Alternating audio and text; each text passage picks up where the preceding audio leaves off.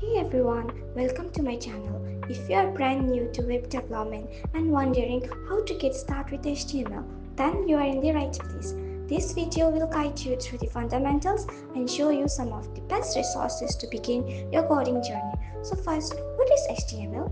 HTML stands for Hypertext Markup Language.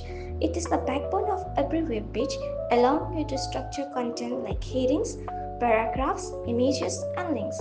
In simple terms, HTML helps you to tell your browser how to display things on website. Now, where can you learn it? So I have picked up some of the top quality resources that help me personally, and they are preferred for the beginners. First one is W3 School. They are easy to follow and with interactive examples. GeeksforGeeks, great for the notes and deeper insights. And another one is MDN Web Docs, the most accurate and developer approved reference. And there are many more. I have also provided their link.